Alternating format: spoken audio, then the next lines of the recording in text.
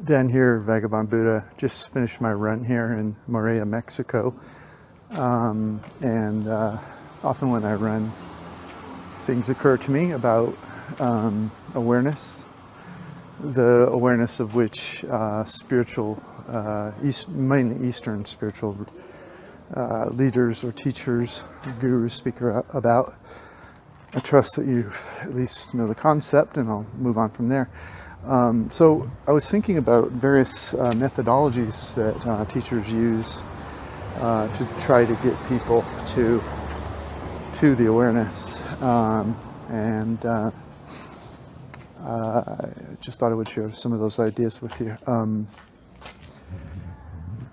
So there's methods that attempt to get you to see your mind from the awareness.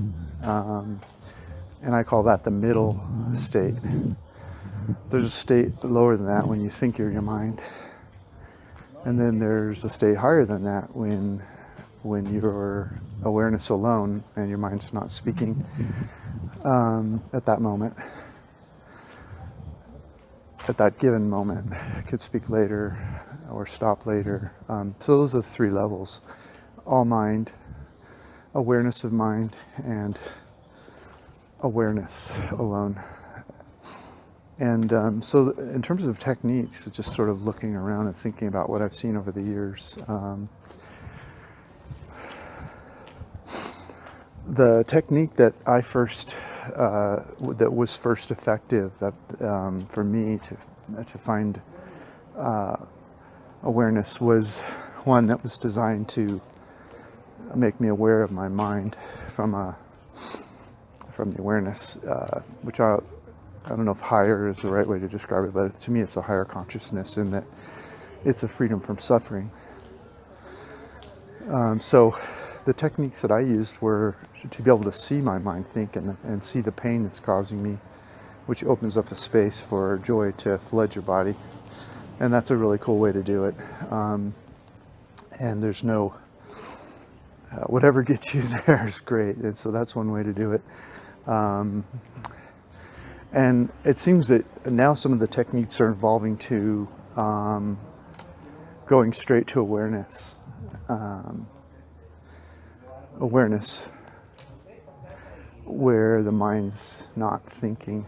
I'm thinking of one in particular, a guru from Jamaica who lives in India now. His name's Moji. He uses a technique where he invites you into the awareness, but he asks you to leave your mind at the door. And then he gives you a series of steps that he takes you through to define it, that your mind can easily grasp onto and give and quiet itself for a bit. If you're all mind, you really don't have awareness yet. But it's a nice technique because it takes you to that place of awareness. It may not flood you with joy right away because the awareness itself, the joy is very subtle, and being in awareness is a subtle joy.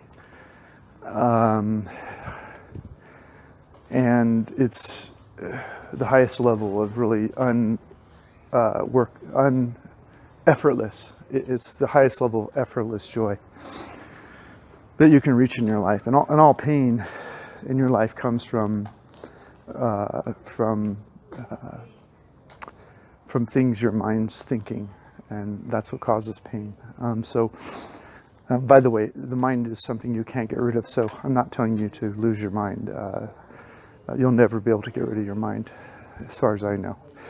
But so if you're able to access the awareness through his technique and do that over a period of time, then eventually what will happen is that when your mind speaks or thinks, which will invariably happen in 2 minutes or 10 minutes or 30 seconds, and you'll begin to recognize the two states. Your mind speaks when it speaks, when you're in awareness, you might feel the pain.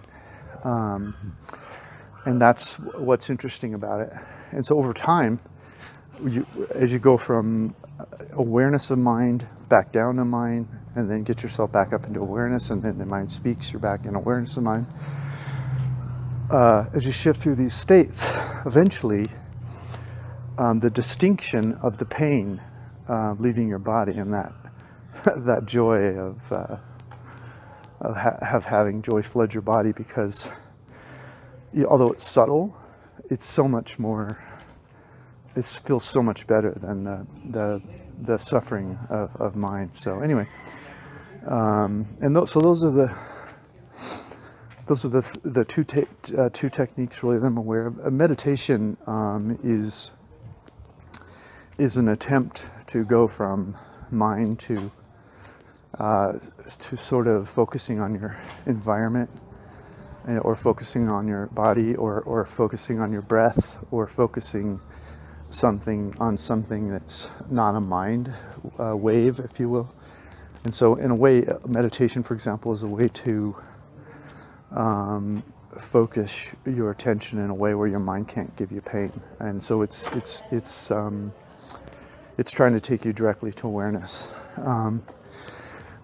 Yoga is similar in that way, because what it's doing is when you're focusing on your body movement, and the martial arts is the same way also.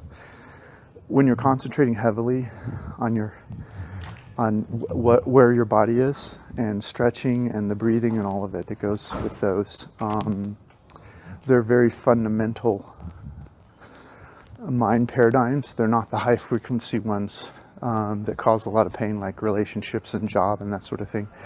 And so they quiet you. They lower, in my view, they lower the frequency of the mind. High frequencies carry more information because the waves are tighter.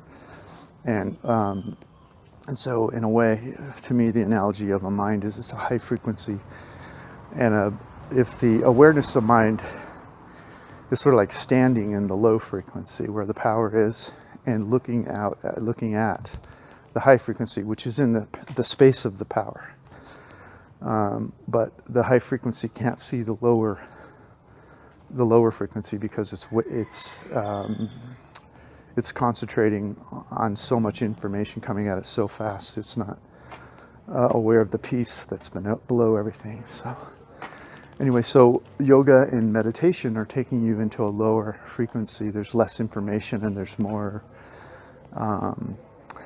awareness of environment, body, breathing. And so those are all trying to take you directly from mind state to awareness. And conversations about the other gurus have conversations about who thinks and who are you. When you have an idea, the guru would say, who's thinking that? Those sort of techniques are attempting to get you to realize that something's able to listen to what you think, or something is listening to your mind when it thinks. And those are techniques to get you into awareness of mind. Okay, so I don't really have any purpose of this. It's just something I observed. It sounds like a political truck's going by here in Moorea. I don't know, but just thought it might be interesting for some of you that had some experience, either awareness or the technologies used to give people perception of awareness. So